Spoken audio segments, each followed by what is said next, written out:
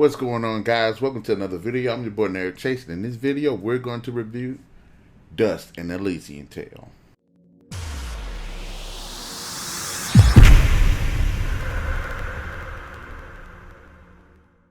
Now, the game follows an amnesiac warrior named Dust who awakens with a mythical sword and his guardian Fidget.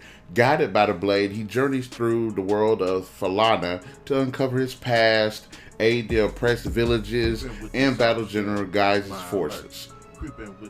While along the way, he ends up discovering his true identity, torn between the creation, destruction, and redemption. Now, this right here is just ultimately one of the best indie games I've ever played in a lot of respects, which we're definitely going to dive into. First of all, the world of Falana is great setting.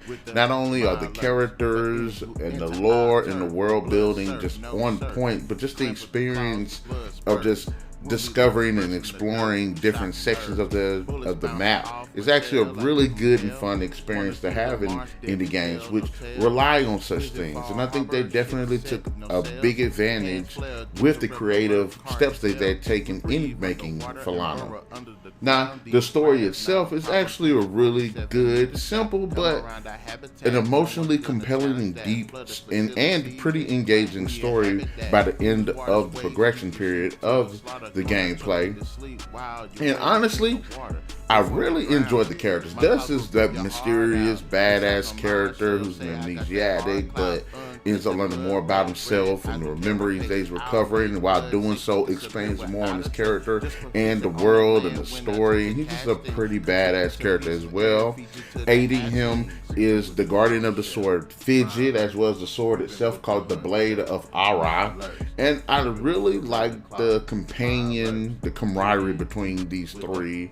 One giving guidance, or where Fidget's giving you shit. It's just really interesting and really fun dialogue that actually makes for a really cool journey. And you would think Fidget at some point, which at first she did annoy me, but I started liking her more and more the more we got to know more about these characters and the more we explore the world. And not just those, the supporting cast is actually pretty good too. There are some memorable supporting characters, and ultimately the villain himself I thought was actually pretty cool. I don't think he stood out as much as he could have, but I thought he wasn't a bad villain.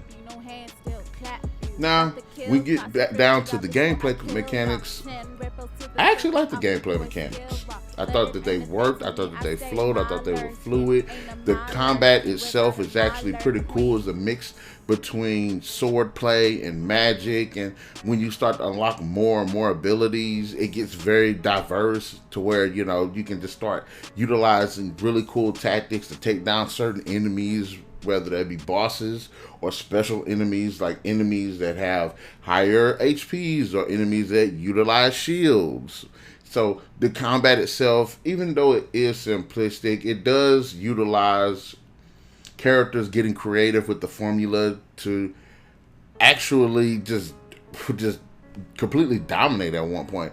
There's one really cool attack that he does have where he just jumps and he spins, and then when you utilize like magical abilities with it, it makes it that much more of a badass technique. But ultimately the combat works really well. I do like the RPG mechanics. I think they work really well as well. I do like that the enemy types are pretty cool. Yeah, they're a bit basic and they do get easy, but there are some challenging ones and there are some unique bosses as well. I also appreciate just the production side of it as well. Visually, this is an absolutely beautiful looking game. Everything from the characters to the creature designs to just the background and level designs, the backdrops, everything about this game just looks absolutely beautiful.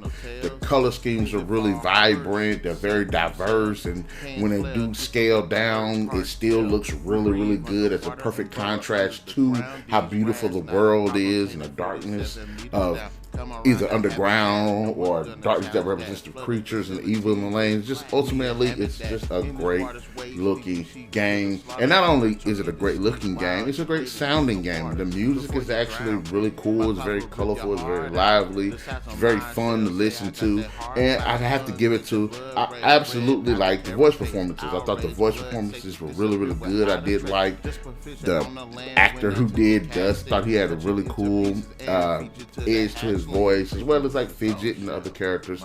Ultimately, the production side of it, I really enjoyed as well. I like the overarching lore, which is one of the best things I love about video games, especially in worlds like this. Now, I get anthropomorphic characters might not be everybody's thing. Hell, I still like Star Fox.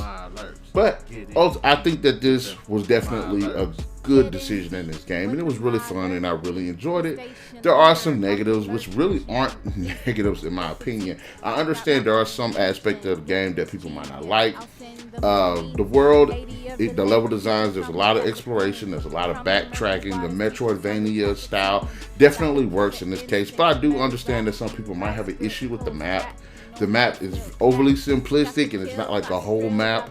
And I understand some people might have an issue with that, but I played the game and explored the levels. I got to actually memorize them. Also, another thing I think some people might not like is the repetitive nature of the combat, because once you clear out an area and you leave that area, and when you come back, those enemy types do come back. And to some extent, I understand. Because there are some moments I was like, okay, I was just trying to get to another section that I've been to previously. And by that time, I'd already just boosted myself up, grinding, getting more experience and getting stronger. But I did appreciate being able to try out different attacks and new ways to attack enemies. So I didn't really have an issue with that. And lastly, there are side quests in the game, but I do feel like they're not memorable. They're cool in getting us to know some of the side characters, but not really memorable in the overarching sense of the gameplay experience. But having said that, Dust and Elysian Tail is actually one of the best indie games that I've ever played, and I highly recommend this game to people that just not only love indie games, but 2D side scrollers. It's just fun, and RPG hack and slash games. It totally works. There's a lot to this game. The characters, the lore, the story, the gameplay, the visuals, the way it sounds. There's just so much. There's a lot of unlockable loot to be found in the game, a lot of exploration in the game. I have to say, Dust and Elysian Tail definitely deserves 4 out of 5. I like this game. I recommend it to everybody. Now, guys, in the comment section below, let me know, what are your thoughts on Dust and Elysian Tail? Did you like the game? Did you not like it? What are some things you think they could have done to actually improve the gameplay? And if not those, let me know if you think they should come up with a sequel, because I definitely hope that they do if they haven't already started working on it. So guys, in the comment section below, let me know, what are your thoughts? Let me know. Definitely catch you guys later. Don't forget to hit that share, like, subscribe, and we'll